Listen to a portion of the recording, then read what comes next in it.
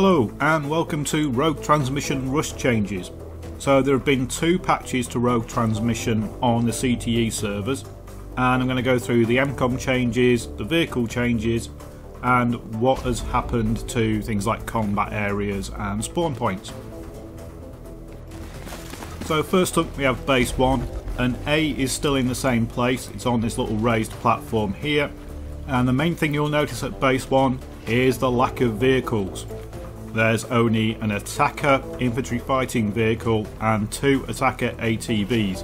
Everything else has been removed. There's no tanks, there's no jets, there's no helicopters, nothing.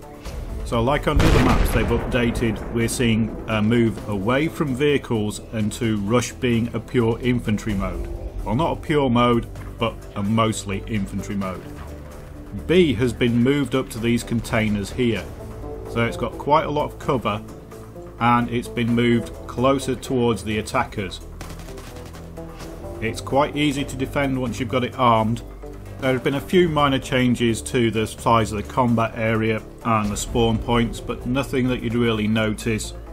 And the Levolution now kicks off when the second MCOM is destroyed on base 1. So that means a Levolution will be over and done with by the time you get to base 3. At base 2, both MCOMs have moved. A has moved next to this trailer with the digger on it, and they've put some more containers around it to give it a bit more cover. They've moved the defender spawn back a bit, and because of this they've added more cover so that the attackers can't just pin the defenders in their spawn. B is in this building on the right hand side of the road near the base of the tower, and this is probably the hardest of the 2 MCOMs to defend, if the attackers use their infantry fighting vehicle properly.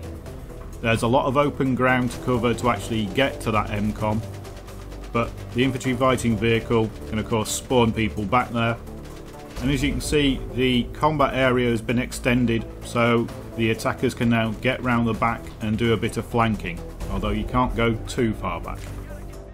At base 3 both MCOMs have moved again, and as you can see the Levolution has happened.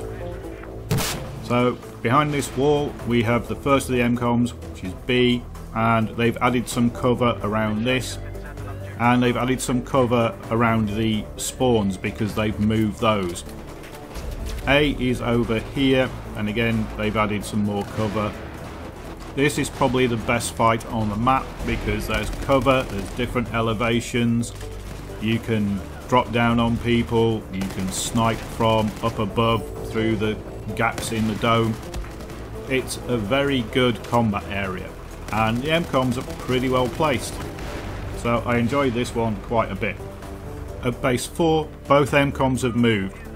So A has moved on to the upper floor of this building rather than being on the ground floor, and this makes it much easier to defend, but you can be smart and use spawn beacons to get up onto the roof, so you don't have to rely on just the 2 stairways, and that means it's not quite as biased towards the defenders as it first seems. Now point B is on the base of this tower. Although it seems that it's raised up, it's in a very vulnerable position. You can see it from the floors of both of the buildings that are surrounding it, you can see it from the hills on the side, and you can see it from the hills in the defenders spawn. So it's a very vulnerable MCOM. So B is visible from anybody who's on the roof of these buildings or anybody who's on the floor below. So if you drop down and look across, you can see straight at B. So this often ends up with the attackers over here, the defenders on the hills, and anybody who moves towards B gets shot a lot. They have added more cover up there, and they've added a couple of extra ladders that can get you up onto that platform. So it's a mad rush to get that thing armed or disarmed before you get shot off that pedestal. So those are the major changes to Rogue Transmission. They have fixed the crater depth issue so you don't get massive deep holes, and they've removed quite a few of the stationary weapons.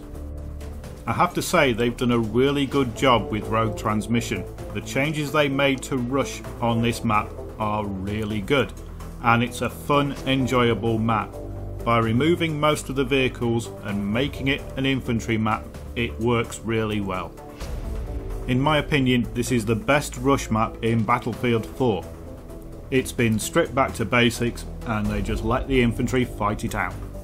I could go into some deep analysis as to why it's great, but my throat's still pretty bad, and I think saying it's great covers everything. So, thanks for watching.